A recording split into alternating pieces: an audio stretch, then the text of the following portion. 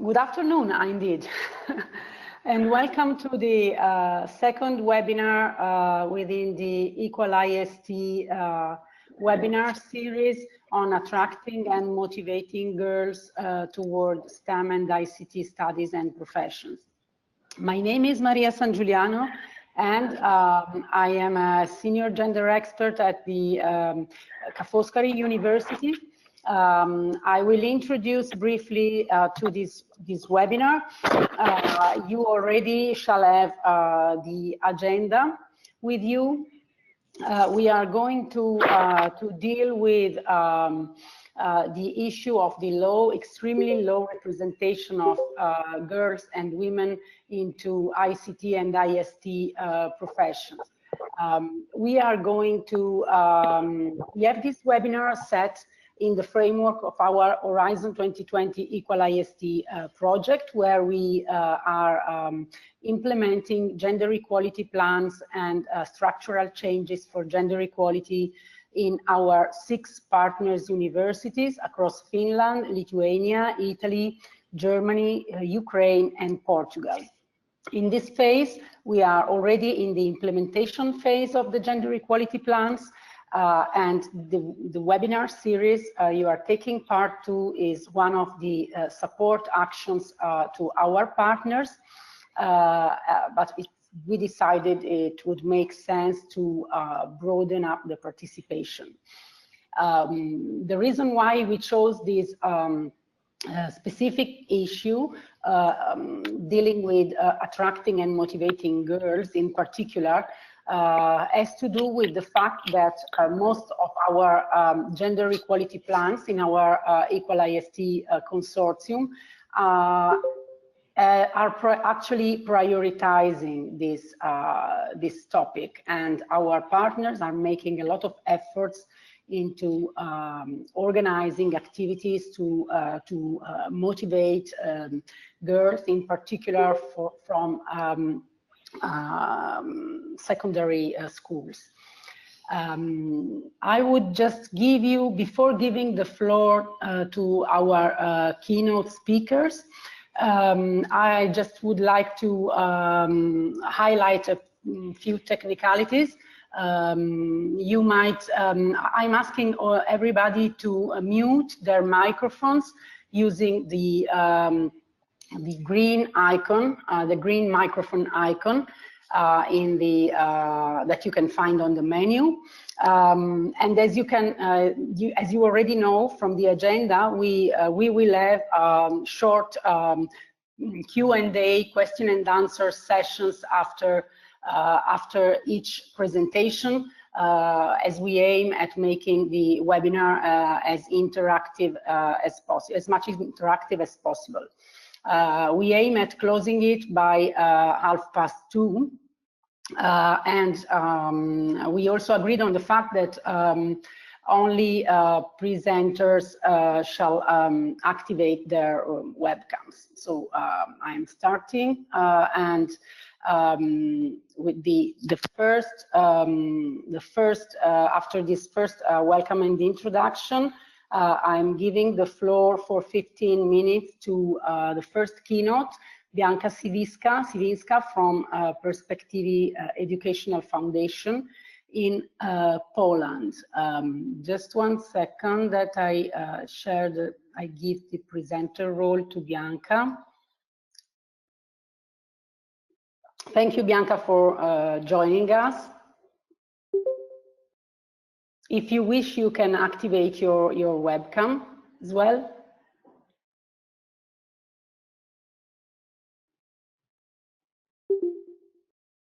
And you should also unmute your microphone. I will do it for you, so we can now hear you. Hello. Are you there, Bianca? Hello, Bianca. Hi. Hey, I can hear you. Great. Can you hear me? Yes, we can. Okay. I switch on the camera. And there you are. Yes, it's me. Hello. Yeah. Hello. Just go ahead with your presentation, please. Okay. So I have 15 minutes, so I will just share the basic information about what Perspektywy Education Foundation is doing to support girls and women in STEM subjects. Just a moment.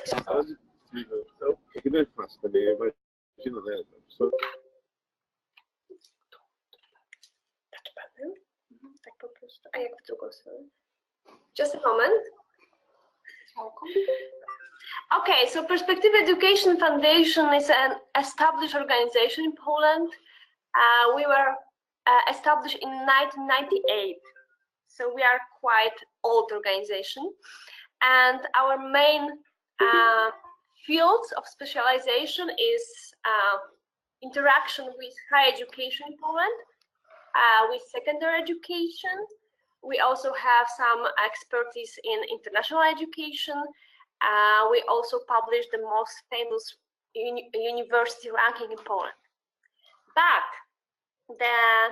the part of activities I'm responsible for, it's women in STEM. So our mission as Perspektywy in this field is to empower girls and women in STEM, to inspire, to transfer some skills, some know-how in STEM fields, and to establish network. And our basic goal is to increase the number and the participation of women in engineering, mathematics, science, innovation, technology, computer science in general. So we are active in this field for last 10 years. And the first and the most famous campaign we organized as Perspektywy, it's the campaign Girls as Engineers. This is big scale national campaign with aim to encourage more girls to go to STEM studies, to engineering faculties, to technical universities. And this campaign is focused on girls from secondary schools. So girls who should choose their future education. So we try to encourage them to choose, to consider at least engineering studies, to go and see technical universities in whole Poland, and to consider the future career in these fields. So in the last 10 years, 150,000 girls participated in this, and we organized the special open door day at 20 different technical universities and in some STEM department in comprehensive universities. And it was a big, it is still, because we are still organizing this. This year we will organize the 11th edition of this campaign. This is a big success. Last year we celebrated the 10th anniversary of it.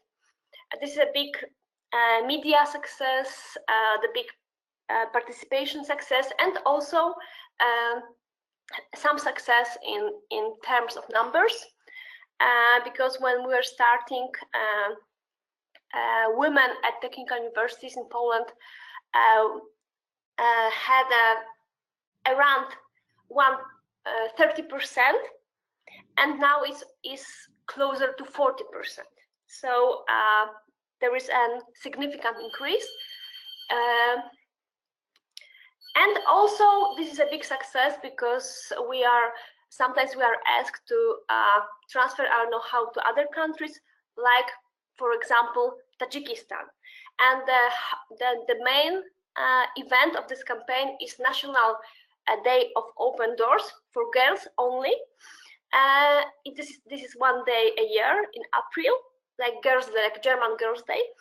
And all technical universities and some STEM departments from comprehensive university organizing special events for girls. After some years of activities, we decided that there is more challenges, more questions to answer, and that we need also not only just to send, to encourage girls to go to technical universities, but also to help students, so older audience, to develop their careers, to develop their knowledge about job market in engineering, or to explain what is this academic scientific path in this after engineering studies.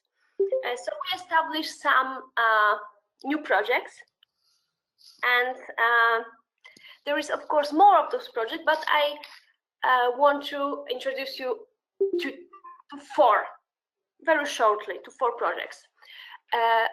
Every of this project has its own scheme, its own logic, and its own aims and partners. So the first one, it's a scholarship program for girls, for young women in new technologies, and we are organizing this for 4 years already, and our partner is Intel company. So every year we give 25 scholarships for the most talented IT students from IT departments, and the name of the program is New Technologies for Girls, or for young women. So this is like financial support, around 4,000 euro for a girl. It's also a mentoring program with employees of Intel company. We have a big R&D Intel center here in Poland, the biggest in Europe. So a girl can learn a lot about it, can work with mentors, and they also can have an internship in Intel here in Poland or in the US. But this is not obligatory, so they choose they want to do it or not. So we don't force them to anything. And every year we have a lot of applications, like 700-800 applications. So we are really choosing the best, the most talented young woman in IT in Poland, because there's only 25 places for it. So it's very like prestigious and elitist program, I would say, and very successful. And yeah, for example, this is the group of our alumni from this program. And the second very interesting program is Girls Go Startup Academy. This program we are organizing with the US Embassy in Poland, so with Department of State, with Google, and Top 500 Innovators Association. And the aim of this program is to encourage students and PhD students from mostly technical and science department in Poland to start their own tech science businesses. And this is also a mentoring program. So we invited 25 successful female startup founders in the field of technology and science, and they work with young women who have the startup ideas. They work with them for 1 year, and they are also getting a lot of trainings, a lot of webinars to develop their own ideas. And then we have some products. This is the first group. Now we are working with the second group in this program. And those are some of final products of this academy, some startups, some products, which were produced in this program after the first edition. So this is like a real things happening, yes? So real businesses, real products, with real services, real IT solutions. And the third program I want to introduce you to is LeanInSTEM program. It's a mentoring program for talented female students from STEM departments. So this is basically the same group. And in this program, we have more than 50 most powerful women in STEM in Poland, like CEOs of big technical companies, very famous scientists, startup founders, global capacities in technology. So the best from the best, and they work for 1 year also with talented students, with talented PhD students or alumni, and they try to help them to develop their potential. It's very individual approach. So every couple, every mentor and mentee couple is working on different things, different fields. It depends on the need of the mentee. And final products is also very different. Sometimes it's like very touchable, like they organizing something together,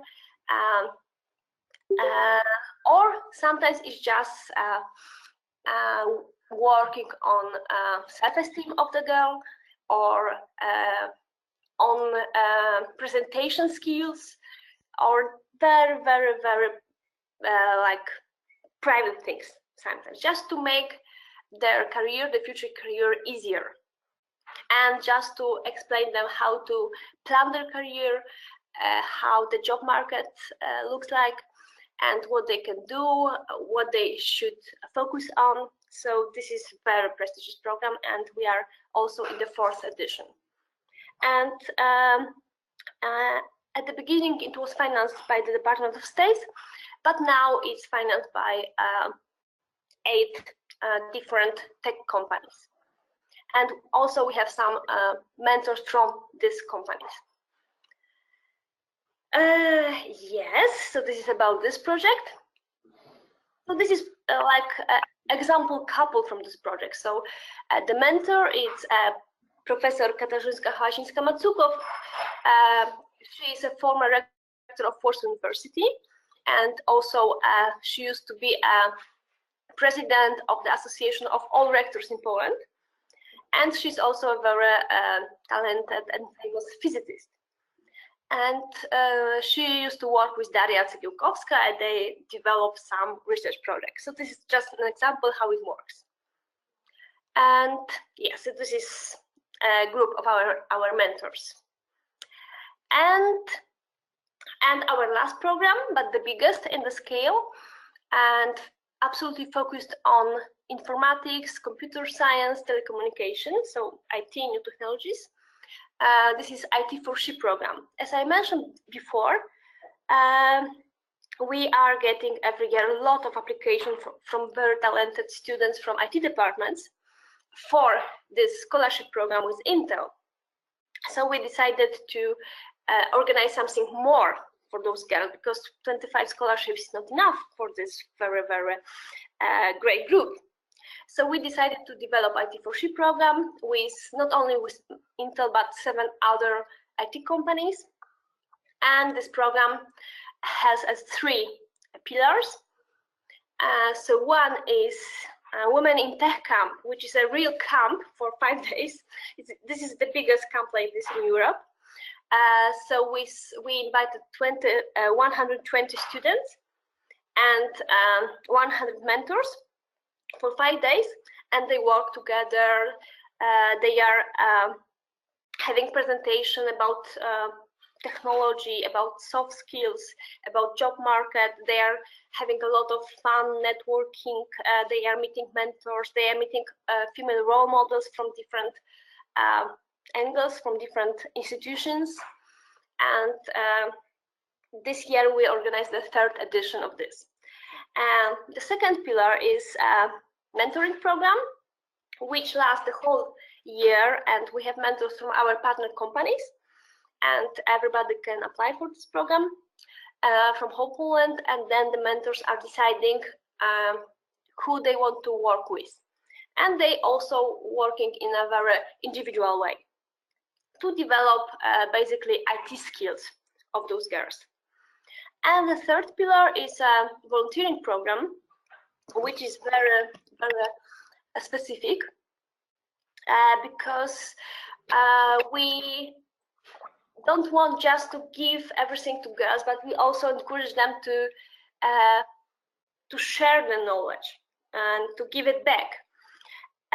So we, in the 1st edition of the volunteering program, we convinced 50 female IT students from whole Poland, from whole universities, to spend 1 week of the summer teaching IT, programming, robotics to children from primary schools from very small cities and villages in the whole Poland. So we send basically 50 female students from IT department to small villages, and they organize for free a special 5 days workshops for girls and boys, of course. And it was very amazing, and they shared a lot of knowledge. We gave them a lot of good, very modern tools like Lego Mindstorm, like Arduino systems, like 3D printers, and they took it and they went to those schools. They're very provincial schools with very limited access to new technologies, and they were just trying to... Halo? Słucham jeden webinar. Słyszę? Da, da. Okay. Okay. Nie, doма. Okay. I'm sorry because I can hear some people talking right now. Okay. And this and this volunteering program reached 1,000 kids in whole Poland. And yes. And here on the picture you can see the participants of this program. And what else? This program was received very well in the whole Europe, and we got a special prize for the best program for women in IT from European Commission. So in European Digital Skill Award for 2017 from the EU Commissar for Digital Economy and Society, Maria Gabriel, which is a very big pleasure and honor for us. And it shows that this program is really special and that it's like very innovative, because we are not only giving some knowledge to girls, but we also engage girls in giving it back to the society, to the young people. They don't have so much access to technology. So this is very pioneering, I would say. And in this year, and this last thing I want to share with you, we have this ambition to organize the biggest event for women in technology in Europe, which will be called Women in Tech Summit. It will take place in Warsaw in November. The part of it will be the career salon for women in technology, and we want to invite 1,000 participants. Of course, from Poland, from Europe, but also we want to give some scholarship for Ukraine, Belarus, Russia, Kazakhstan, and we also want to invite some girls from further Asia, because we think it must be very diverse, it must be very smart meeting with technological track, with career development track, and with a lot of networking.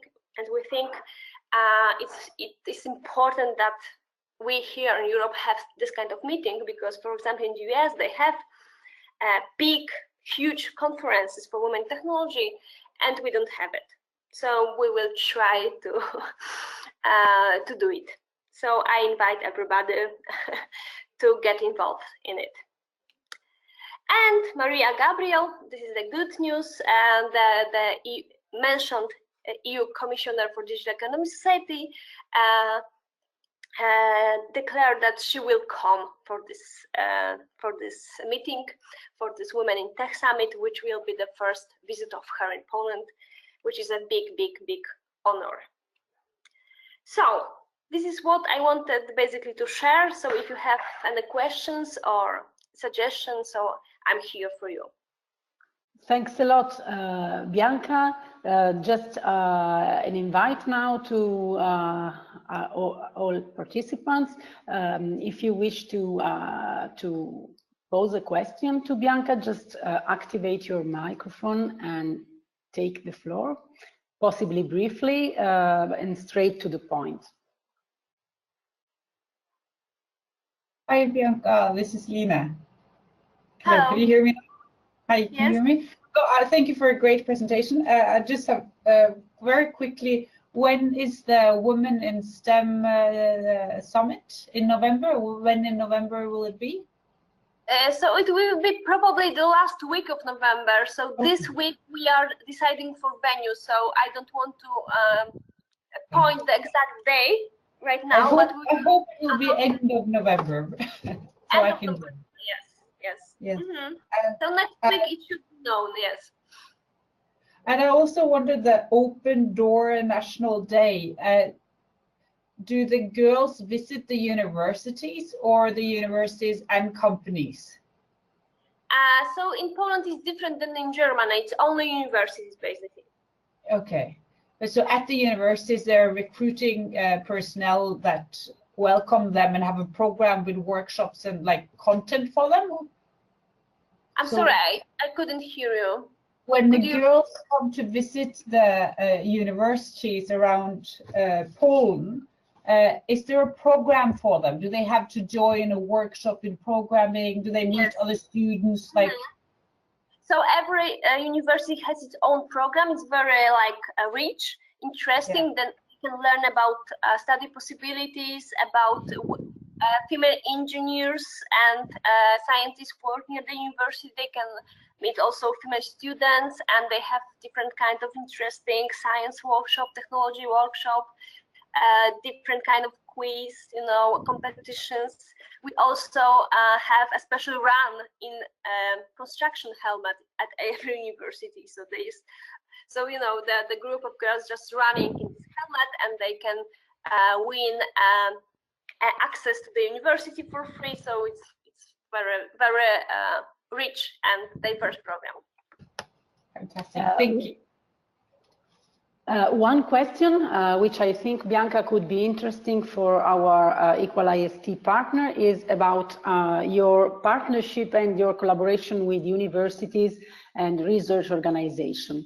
And in particular,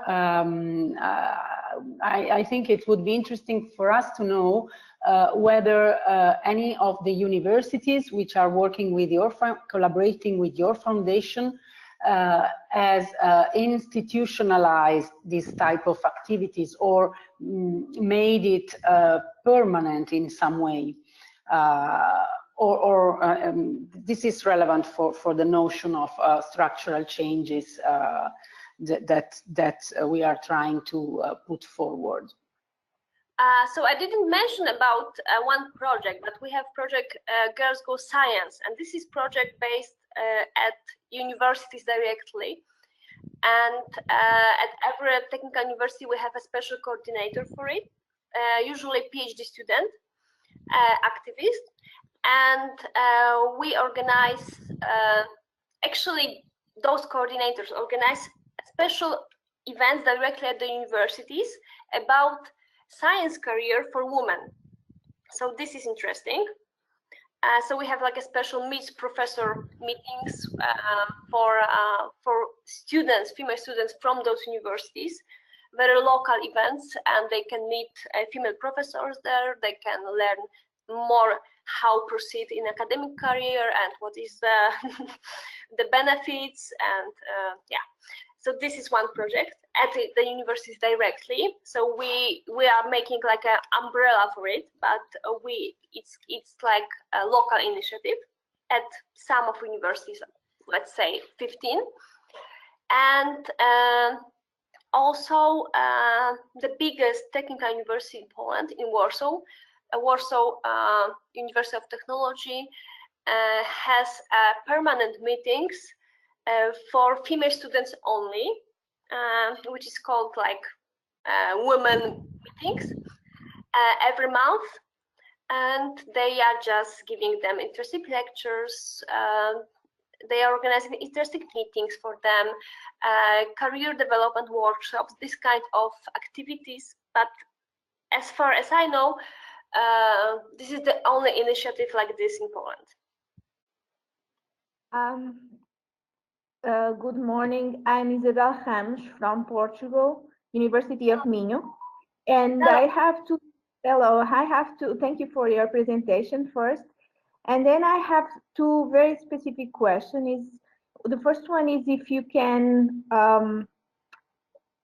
refer very successful strategy for engaging girls and how you will address these topics of gender equality without putting girls into a ghetto or a situation where there is some tension between boys and girls or something, because sometimes we find this challenge when we create events that are specific for girls. So these are the two questions. Mm-hmm. So all our meetings, all our initiative activities are basically open for boys if they want. We never tell them they cannot participate. And for example, when we have this National Day of Open Doors, we also organize from this year, at the same time, we say girls as engineers and boys as engineers. So, for example, we have open doors at hard engineering department for girls, but also open doors at architecture faculty for boys, because 80% of students in architecture are girls, so we need more boys. So this is one way you can address it, yes? So big event for girls, but also open for boys, theoretically, and also some offer for boys, yes? Thank you. And an engaging strategy, my first question, can you stress one that you find very useful to attract girls that are not yet activists in this area, or somehow they are not so aware of the difficulties they may face? Do you have some? So 2 years ago, we published results of big survey about why girls do choose or don't choose STEM faculties, yes? And one of the results of this research was that all girls who are choosing this kind of education, they have some example in their environment of women in engineering, in science, businesswomen, or in the family or around her, yes, in the environment. So, so basically, we think that the most important things is just to expose them to role models, as far as it's possible.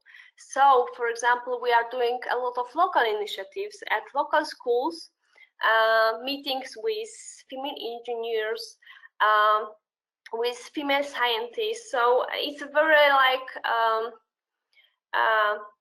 it's difficult because there is a lot of primary schools, secondary schools. It's a lot, and this is always the problem to make it in the right scale, yes.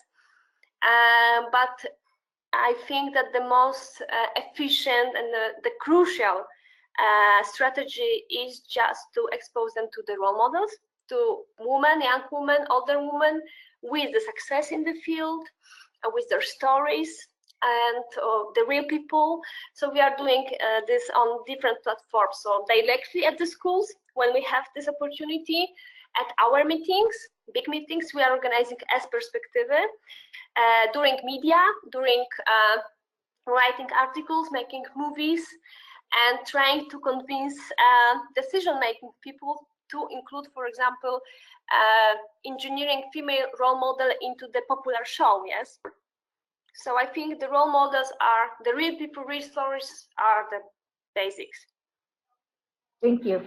Thanks a lot, Bianca, again for a great presentation and also for your answers. We now need to continue and move ahead. Therefore, I would give the floor to our next keynote speakers, who is Line Berg from the Norwegian Technical University. Thank you very much. And I switch my microphone off now. Yes. Okay. Thank you. Okay. And the webcam as well. While Line, please take the screen and connect your webcam.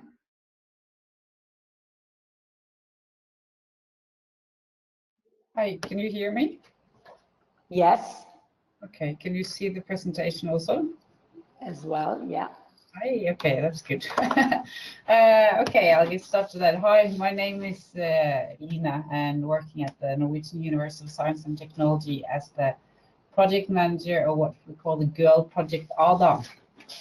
It's a bit strange to be talking here in front of and I can't see any one of you, but anyway, I'll try my best. And so the next 15 minutes, I would like to talk to you about what the Girl Project ADA is and what it's meant for our university and the results that we've found.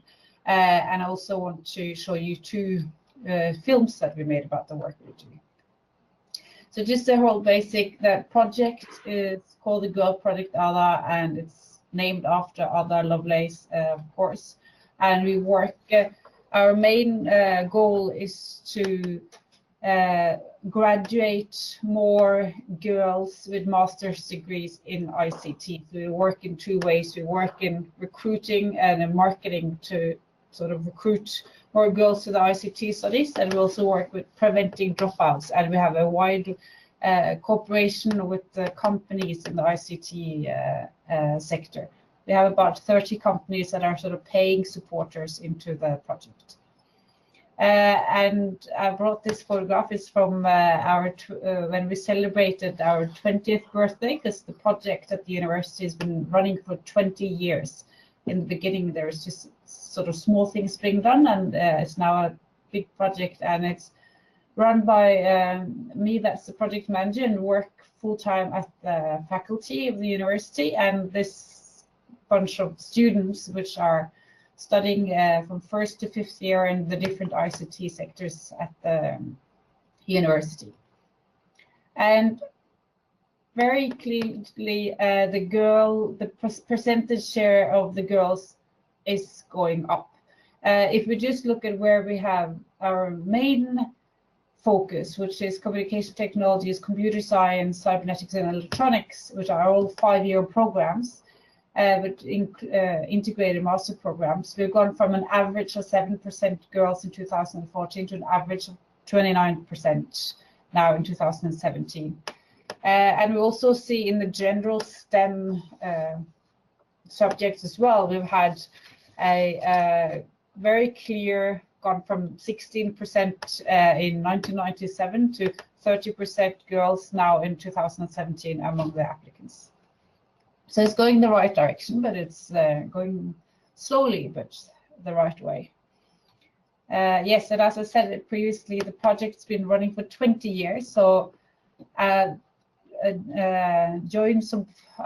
a few photographs from our party when we celebrated 20 years. We were 400 participants at the celebration, including the 25 ICT companies that are sponsors.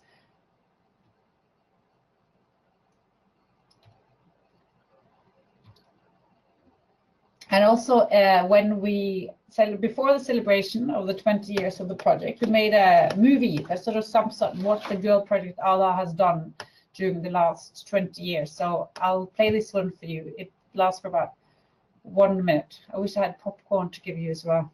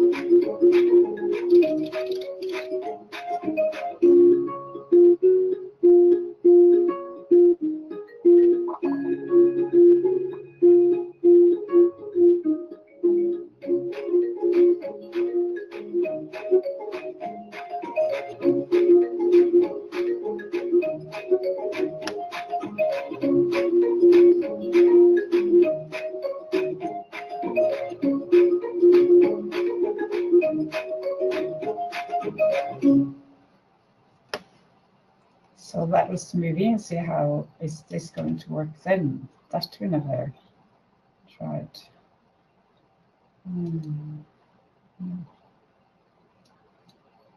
There you go. Yes. Can you still hear me? Anyway, yes, that was a little bit very quickly summarized the different things we are doing. And I wanted to show you this photograph as well. This is from our technology camp in November. This is why I said to Bianka that I hope our summit is the end of November, because this is one of the events that we have in the beginning of November. This year and the previous year has been 200 girls. Next year we'll have 500 here for a week. But these girls are from around the country. Norway is sort of a rather small but long, a narrow country. But we fly them in from all around the country, including the islands up north that's pretty much next to the North Pole. But we fly them into the university for 3 days. We pay for their transport and their accommodation, and they're here for 3 days. They listen to presentations in ICT. They meet the study programs. They meet the students. They all take part of workshops. Here are some photographs from the workshops where they learn. We have introduction to hacking, programming of robots, programming of games. We also have the robot, a lot of different workshops. And we also have a huge focus on the personal meetings with the students. So we show the role models, the girls that already study ICT here. And from this one, we've just done the statistics we looked at. First of all, the statistics from 2 years ago, or the ones that were here 2 years ago, 89% of them ended up applying to the technology study at NTNU afterwards.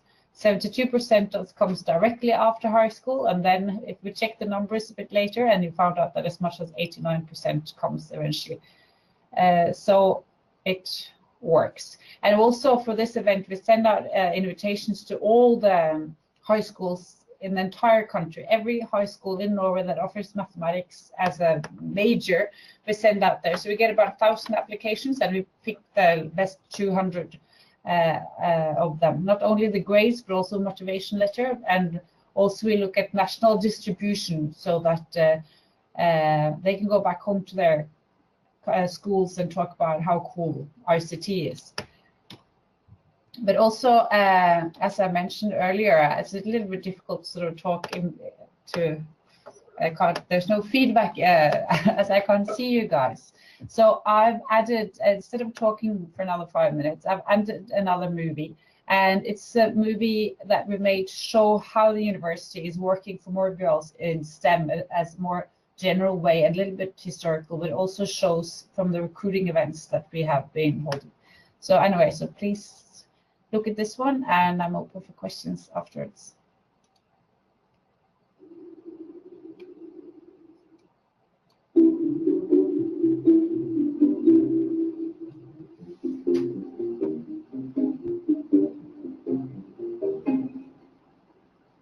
NTNU has worked since the 1980s in a targeted manner towards recruiting girls to science and technology studies. The last 10 years we found the method that we use today, the method that we see work and we can see the results. In order to break the stereotype that ICT is only for guys, we invite girls from final and second final year of high school that major in mathematics, invite them to the technology camp to meet the students where they are, to meet the professors where they are, to just get a feel for what the student life would be like.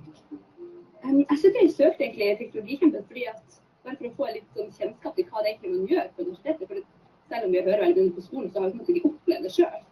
Så egentlig derfor. Jeg synes det veldig hyggelig å kose der, og jeg synes opplegget har vært utrolig bra sånn.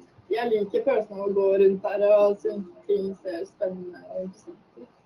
Working for increasing the female share among ICT students is important for this university. Gender balance is a factor that we are measured on by the Ministry of Education in Norway.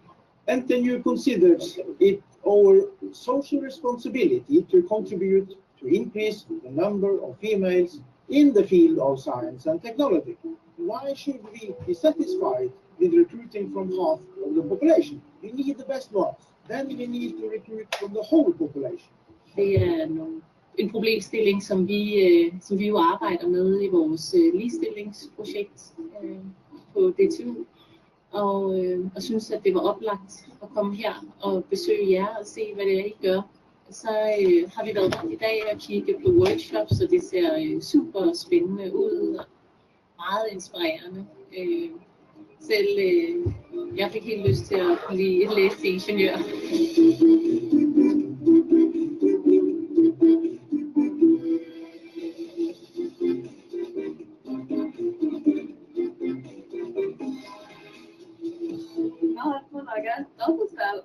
Gjennom programmering så gir vi liksom figurene i spillet beskjed om hva de skal gjøre for noe, og så prøver vi å få de til å gjøre det som de vil da.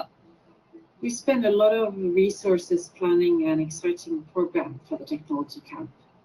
And this year we have presentations such as online with hackers, spies and scammers, how to win the Oscars with a degree in mathematics, and learning through gaming with the inventor himself in Kahoot.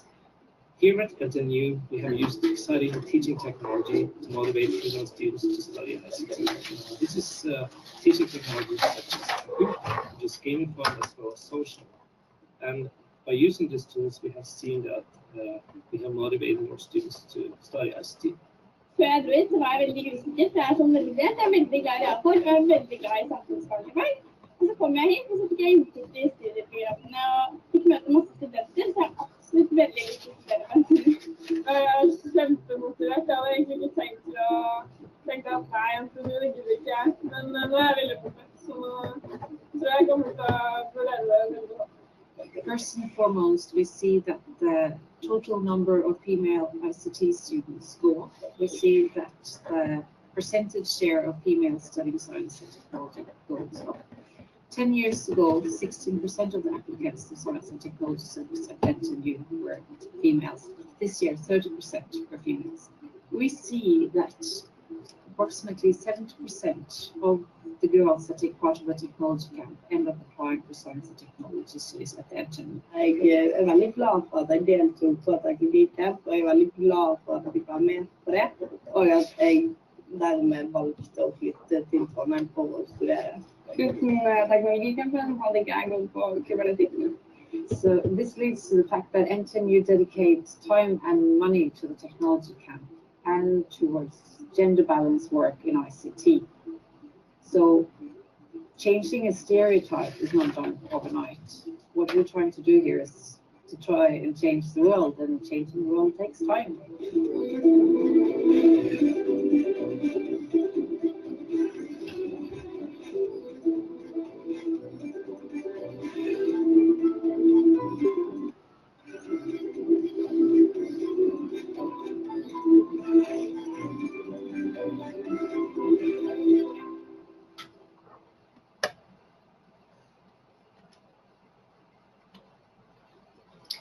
Yes, that was, let's see if I managed to get back to where we were. Yeah.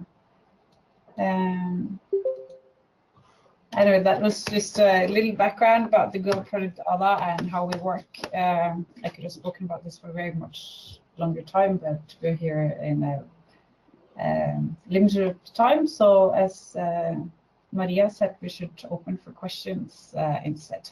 Is there any questions? Feel free to intervene and pose your questions. Good day. My name is Elena Korpachev, University of Münster in Germany. Many thanks for your talk and for the video also. I have a question. In the video, it was mentioned that a lot of resources and time are required to organize the ICT project program and to have it on a sustainable basis. I wanted to ask, where do the resources come from? Do you have a permanent person who is actually dealing with organizing the program? That's the first question. And a second one, how do you motivate the professors or staff members of the university to participate in the program? Because if I got it correct, it comes on top of their routine responsibilities. Thank you. Yeah, thanks for the question. No, yes, there's a long-term aspect of this. Like, I am hired at this university, and as I'm working full-time in recruiting and marketing, and I'm spending probably about 70% of my time running the Girl Project ALA. And that is paid by of course, it's a fixed job, it's a long-term project. I report directly to the dean. This is a project that the university is very proud of. So the rector of the university goes out in the press and supports the project and is proud about the project. In Norway, it's like when the application deadline closes, media calls the next day and they ask, okay, how many applicants did so-and-so study program get? And the second question, and what's the female share? So this is a project that they are proud of. Therefore, we also get funding. In the funding picture of this, it's divided into three. So about 1/3 of the money comes in from the sponsors, from the ICT companies. 1/3 comes directly from the gender equality means of the university. The university has their gender equality advisor, which has her own gender equality budget for the university, and our project gets a big chunk out of that budget post. And the third part, where the money comes in, is directly from the dean. It's directly from the budget of the faculty. And also, you're right, because the work that it takes to develop these workshops and develop cool, motivating, interesting presentations that's targeted to this target group. It's something that we've done over time, but since the dean and the rector and the institute leaders find this an important project and something they're proud of, that hasn't been a problem. This is a problem the first few years, but then now it is a way of it's something that everyone's proud of. Was that sort of okay? Yeah, thank you very much. We have one more question from Yasminka Azic. Yasminka, can you take the floor? Yes. Can you hear me? I can hear you. Yes. Thank you very much, Rine. So just sorry. Okay, so it's gonna work now. I'm very much impressed. You went from 7% to very good, almost 30%, which is really impressive work. So I first of all want to congratulate you. And also one thing that came to my mind is that all these activities you've been doing were for girls only. And I wonder whether there is a value that is important to get also by including boys in these activities as well, because they're also biased, towards girls in ICT, and they need to break with those biases also. Yeah. So I don't know if it's something you considered or you have any insight in that. Yeah, absolutely. Just Jessica Hatz from International University of Sarajevo. Into work in the project, which hasn't happened yet, but they've been into interview rounds.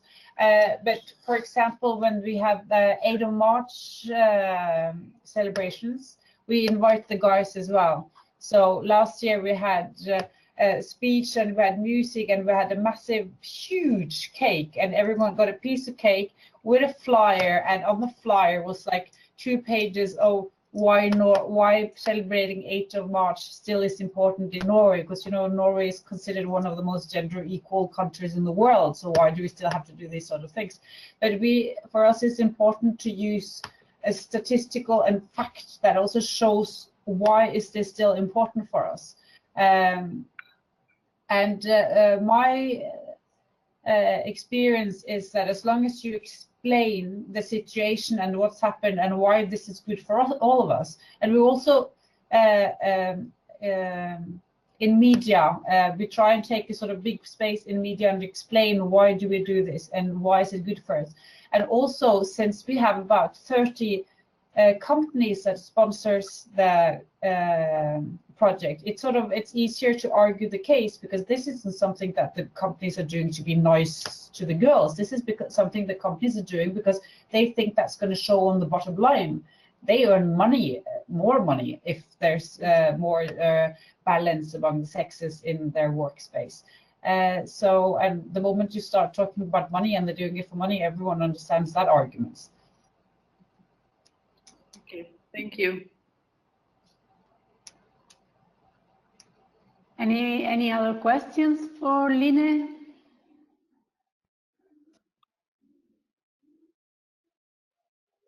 Okay, Line, I would just really thank you for your impressive presentation, and I really think that the quantitative impact that you succeeded into having in the numbers of applicants to STEM curricula at your university is simply a great argument that we could use within the EQUAL-IST project as well, to show internally to university stakeholders that really mid-term investment into this type of action really work.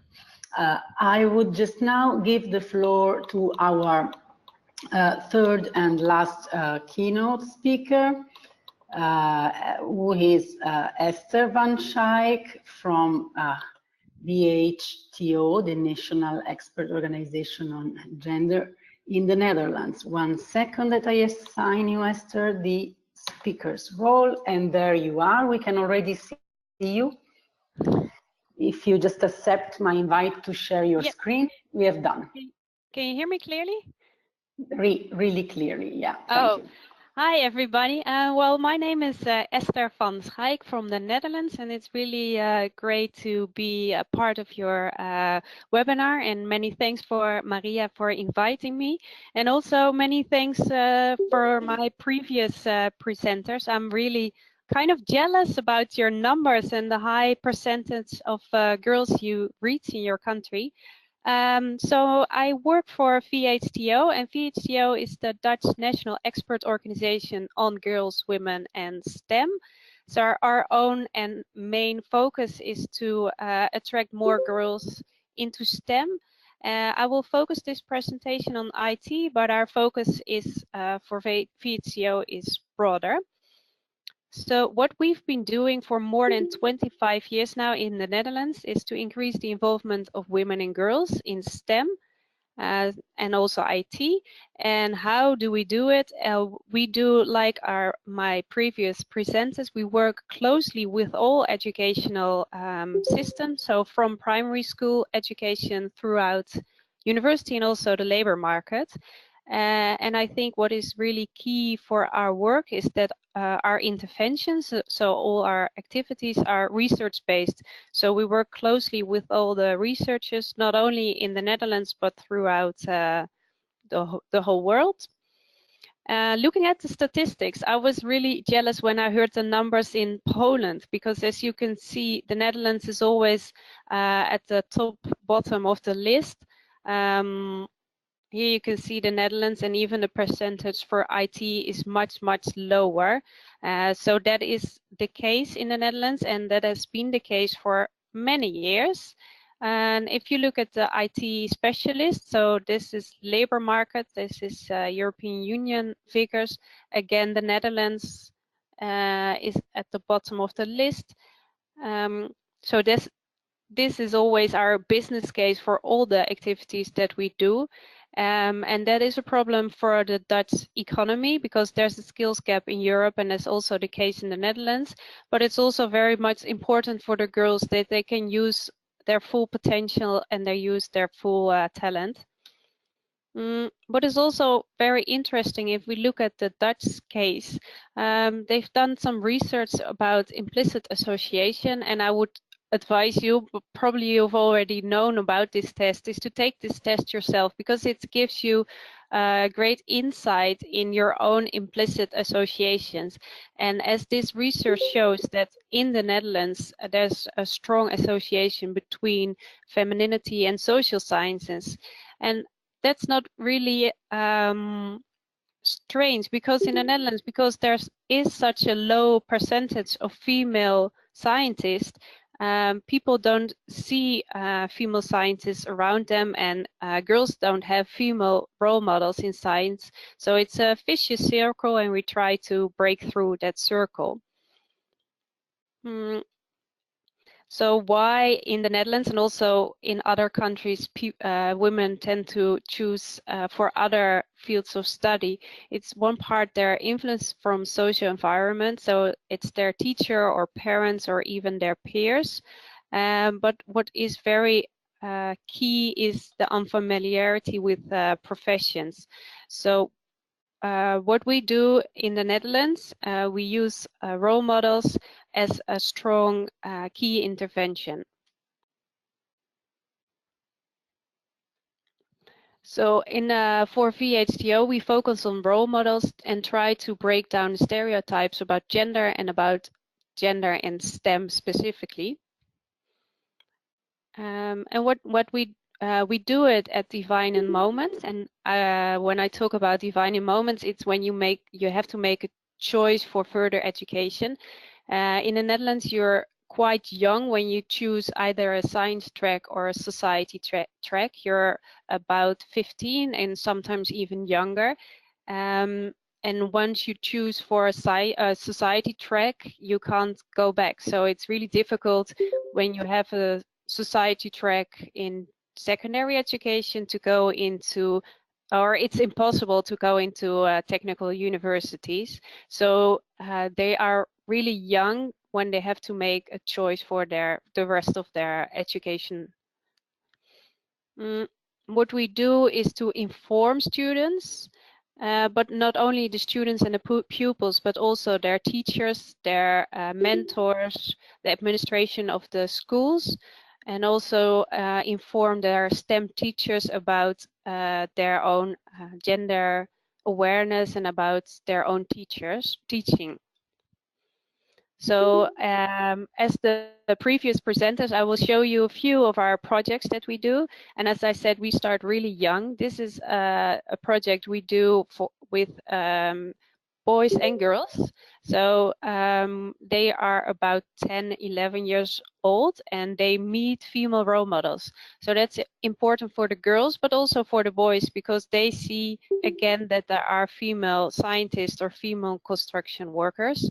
We recently also started working with very, very young boys and girls when they're 4, 5, 6 years old, because we see that even at that age they have a stereotypical view of their own career, a future career, and also about gender and STEM.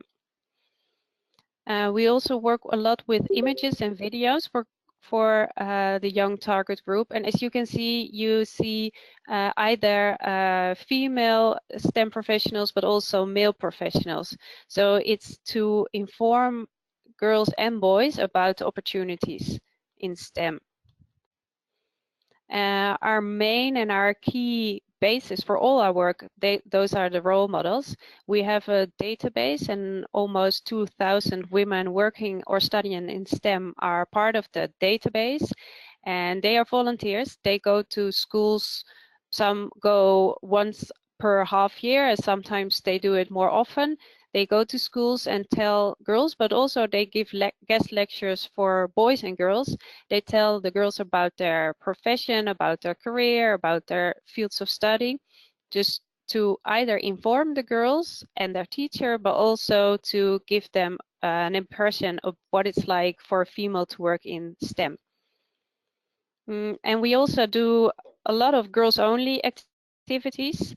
We've been doing that for years. In the beginning, sometimes the schools were reluctant because they didn't know what to do with boys, but nowadays they're so used to having girls-only activities that they do other career activities for the boys.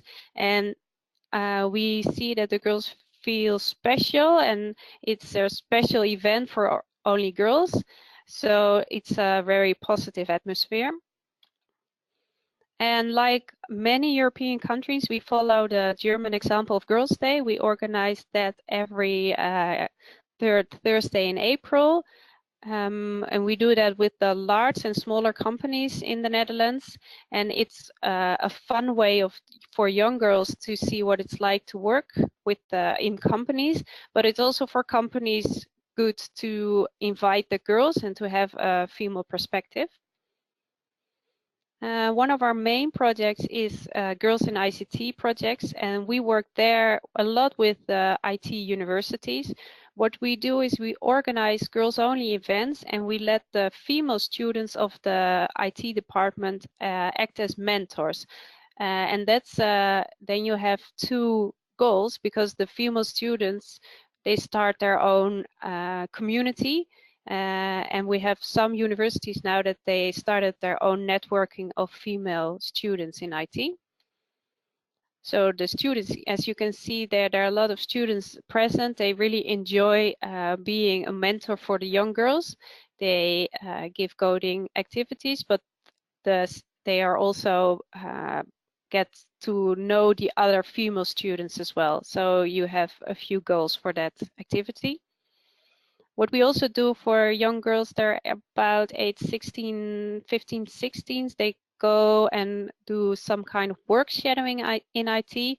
They go to the companies and interact with female IT professionals. So as I said, we do the coding events with the universities. So it's at their premises. And the students, they are involved in setting up the workshops. What we also started doing this year is have Informatics Ladies Day at the university, also for the girls, and also starting up mentoring programs for students and young professionals in IT. As I said, all our interventions are research-based. We have our own research network, Gender and STEM, and it's an international network, so lots of European researchers are involved. And every time we set up a new project or a new intervention, we ask the scientists for feedback on our work, so in order to have evidence-based interventions. I don't know if there are at this moment any questions.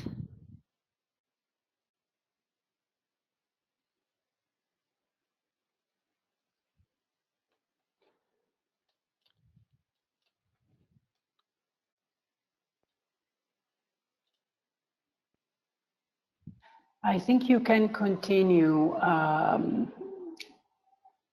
Esther. Oh, yes, there you are. I couldn't hear you. Okay.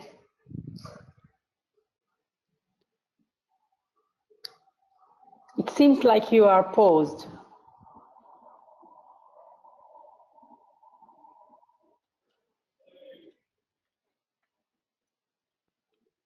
Was I paused? Yes.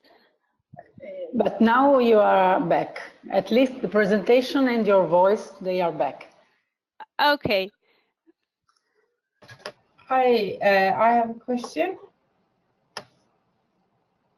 Can I just talk? It's completely quiet. Anyway, I'll try. No, I was just wondering what you said, because the Dutch people are very young when they have to make a choice of what they want to study. If you, when you're 18, 19, find out you want to go in and do mathematics and technology and do the STEM direction, have you got any chances of like changing if you, when you were 15, went the other way? Yeah, well, you can, but it's totally not common, and it's really difficult. So you don't have specific programs, so you have to do it yourself. Yeah.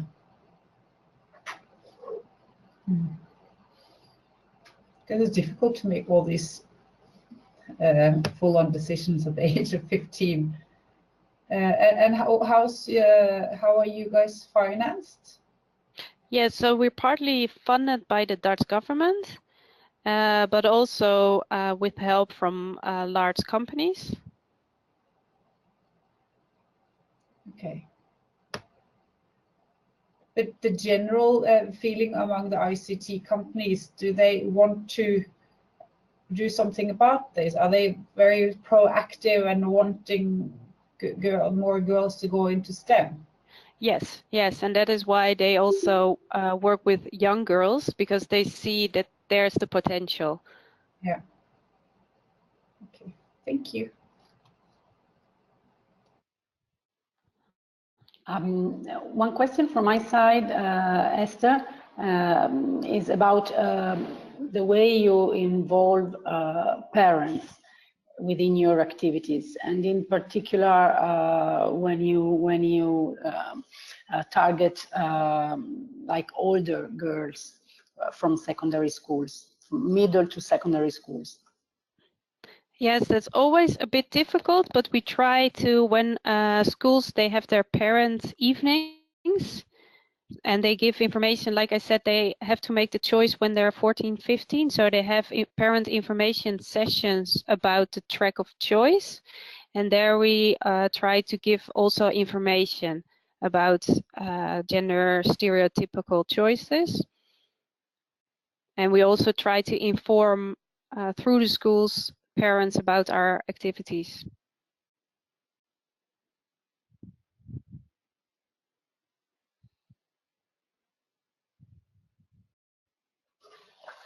Thank you. Any other comments or questions?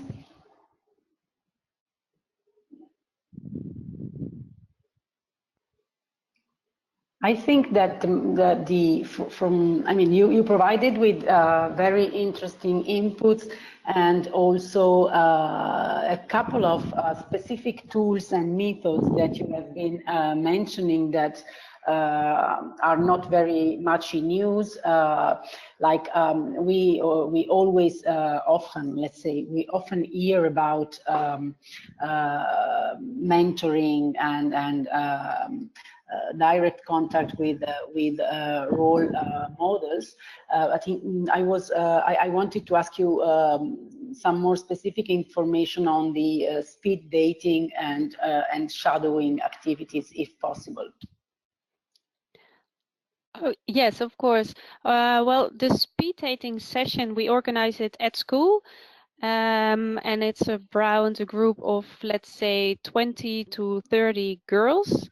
And we also invite 4 to 5 role models, so female engineer or female scientist. So they all have their different backgrounds.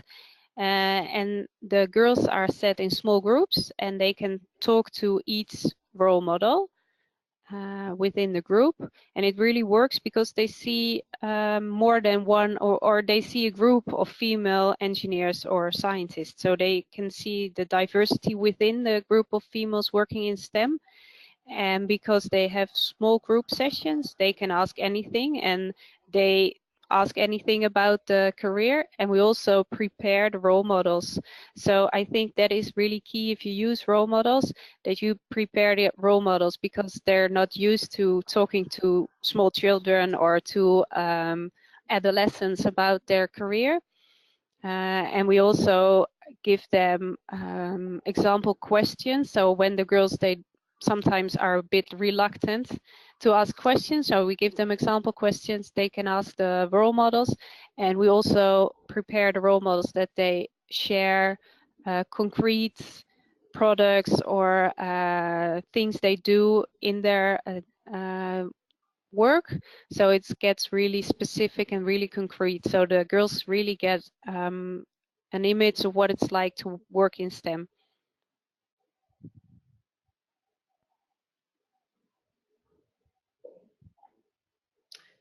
Thanks a lot, Esther.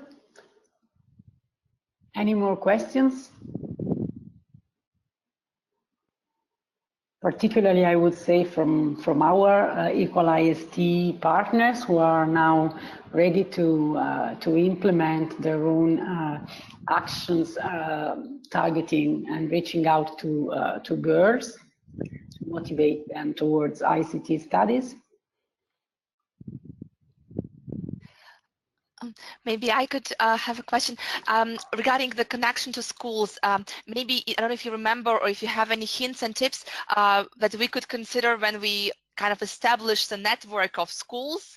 Because what I'm now intend to do, to kind of establish a network of schools and then connect to them and contact them on a regular basis. So are there any maybe hints and tips when doing it, when making this initial connection to schools and establishing the network of schools to then work with them further?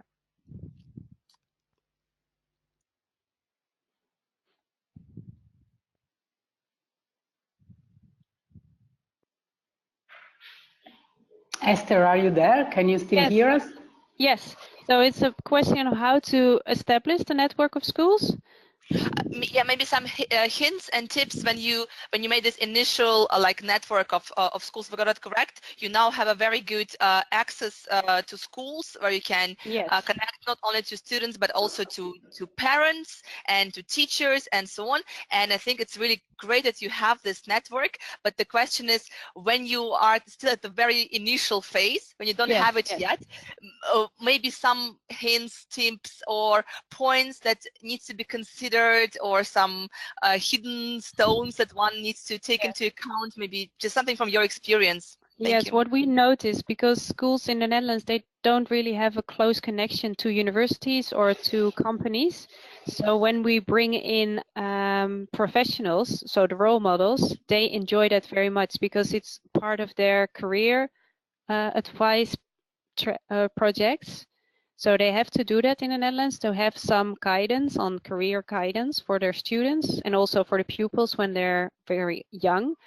So to open up their world to the outside world of the schools and using our network of universities and companies, that is for schools very much important. Also, it's for schools important to contact them directly.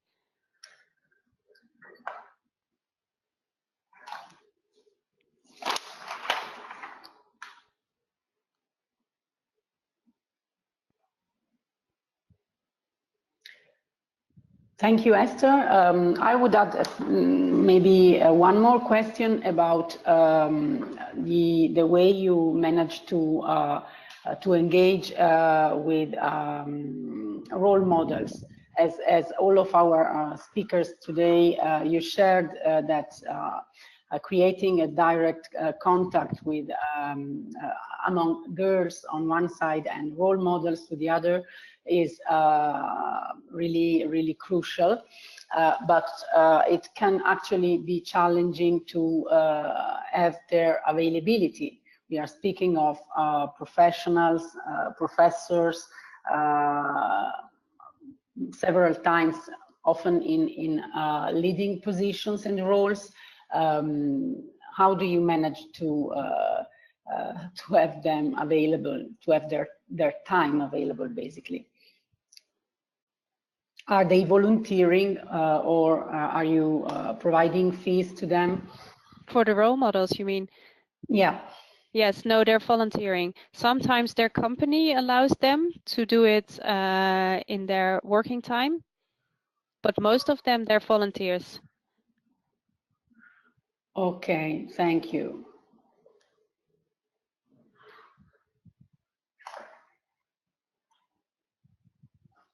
Any more questions? If not, I would just then wrap up briefly.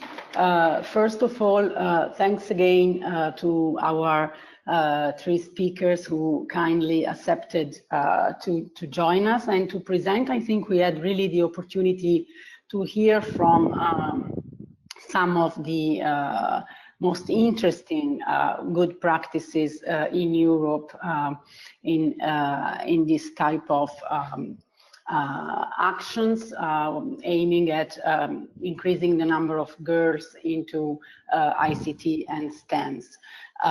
Thank you also to all our participants to the webinar and to the EQUAL-IST partners.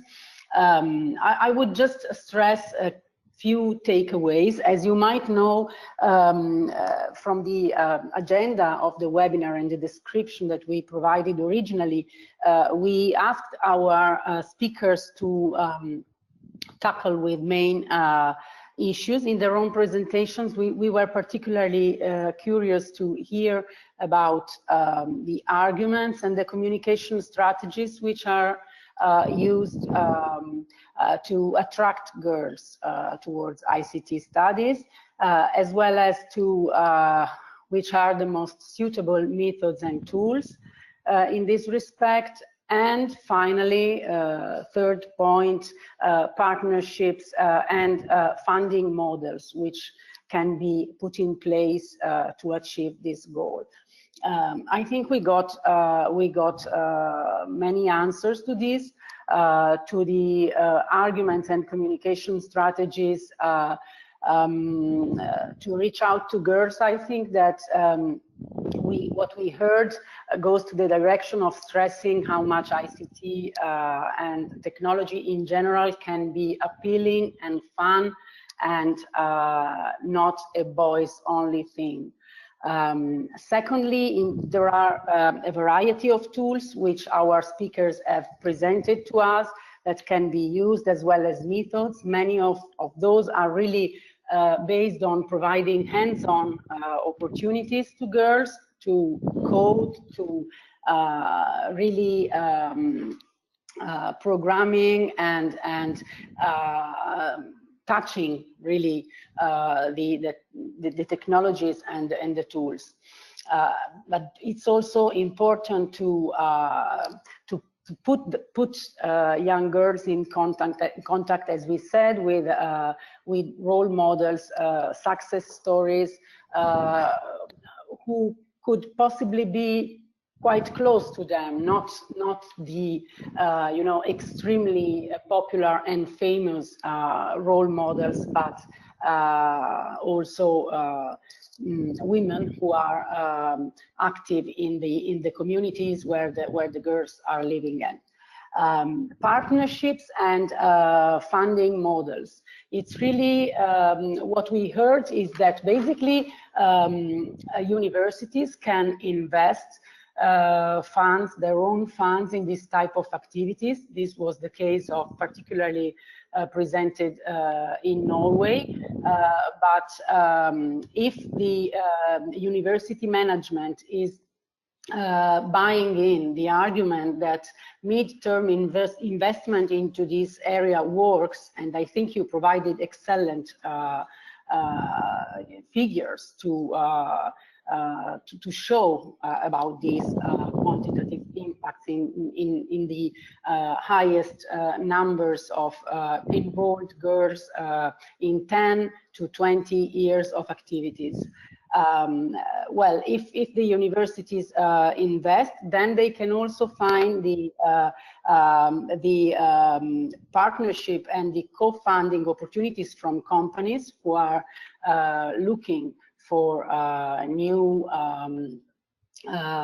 employees, and they cannot sustain to just to start from half of the market in terms of candidate applicants to their job positions.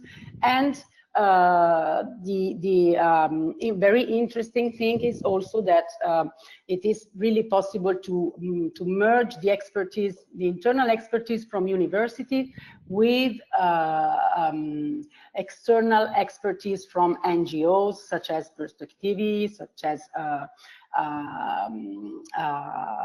VHTO in the Netherlands, and local national NGOs and organizations which can complement with gender expertise if universities don't have it internally. So this is what I would stress from our side. And just once again, thanks a lot for participating. We have asked, and we had the permission from our speakers to make their slides available, and we will do it soon through our website. Just stay in touch with the project. You can see here all the contacts. Through our website, you can register to our newsletter, and through these channels, we will inform you about our forthcoming webinars within our webinar series. Thanks again, and goodbye.